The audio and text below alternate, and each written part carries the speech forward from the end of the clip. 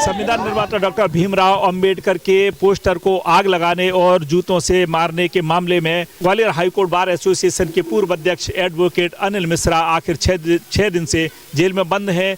2 जनवरी से जेल में बंद हैं और 6 दिन बाद उनकी जमानत ग्वालियर हाईकोर्ट की डबल बेंच से उनकी जमानत हुई है, सशर्त जमानत हुई है।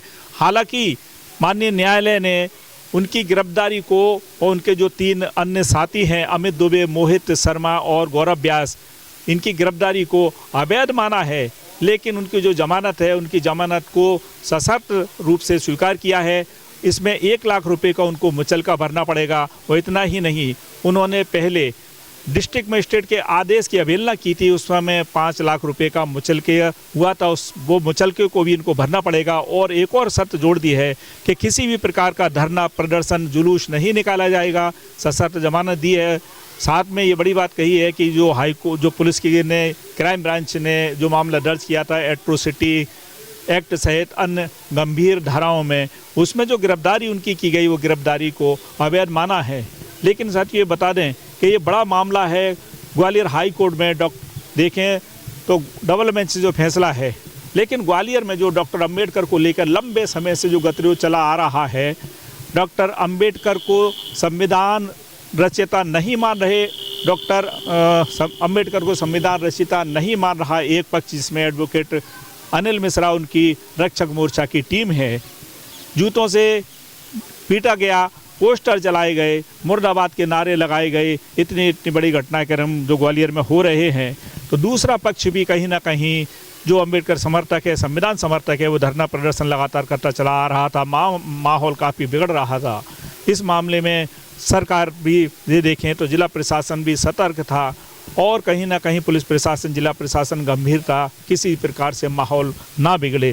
खैर, अब इस प्रकार से ये सशर्त जमानत हुई है। अंबेडकर मुर्दाबाद, अंबेडकर मुर्दाबाद, अंबेडकर मुर्दाबाद, सतपाल मुर्दाबाद, मुर्दाबाद,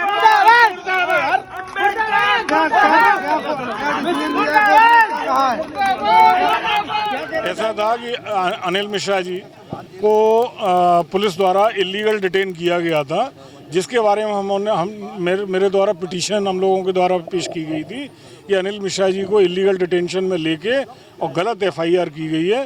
तो इस पर 3 दिन से बहस चल रही थी और निर्णय सुरक्षित था। आज माननीय न्यायालय ने अपना निर्णय सुनाया है और निर्णय हम लोगों के पक्ष में आया है। इलीगल डिटेंशन को माना है कि पुलिस ने इलीगल डिटेन किया था और इसीलिए उनको जमानत पर छोड़ने के आदेश दिए हैं। 1 लाख रुपए की जमानत चीफ जुडिशियल मजिस्ट्रेट के समक्ष प्रस्तुत करने के आदेश हैं।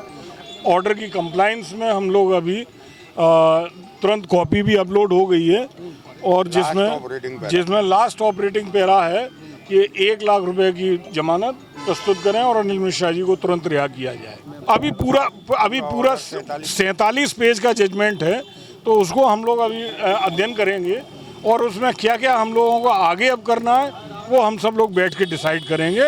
और अनिल मिश्रा जी आज बाहर आ जाएंगे और 3 जो और हमारे अधिवक्ता साथी हैं और लड़के हैं जो वो भी आज डिस्ट्रिक्ट कोर्ट से में उनकी जमानत प्रस्तुत की गई है, तो आज डिस्ट्रिक्ट कोर्ट से उनको जमानत मिलेगी और शाम को सभी लोग बाहर आ जाएंगे। नहीं सहेंगे, नहीं सहेंगे।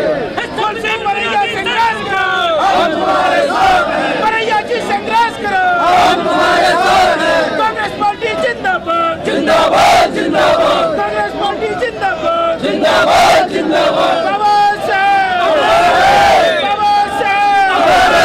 जब तक सूरज चांद रहेगा।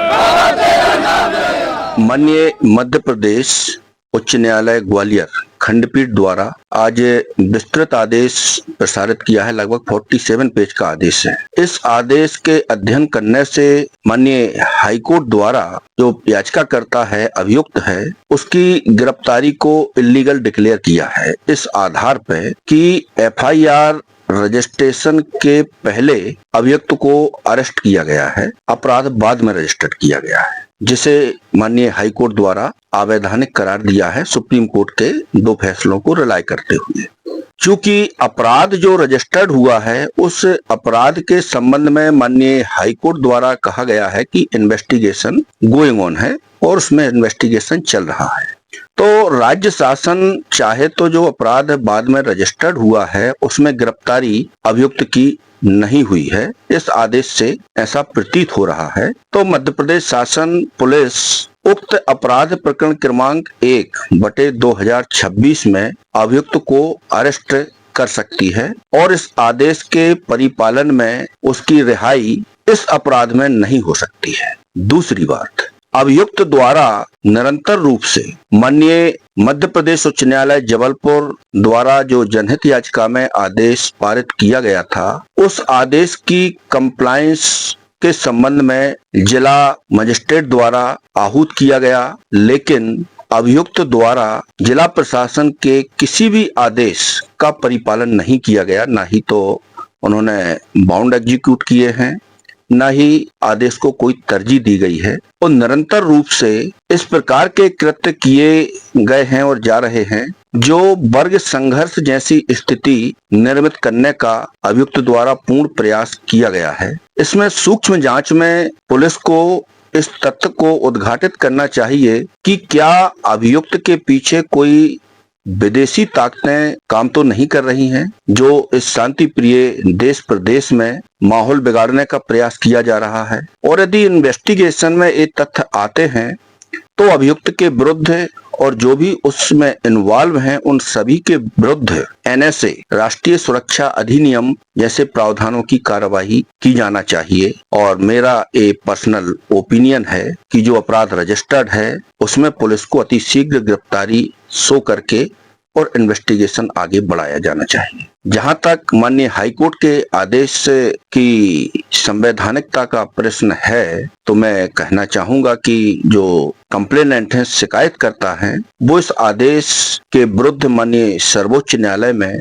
शीघ्र ही विशेष अनुमति याचिका दाखिल करने की तैयारी कर रहे हैं। बाकी माननीय न्यायालय के आदेश पर मेरा कोई भी ऐसी प्रतिक्रिया नहीं है। जय हिंद, जय भारत।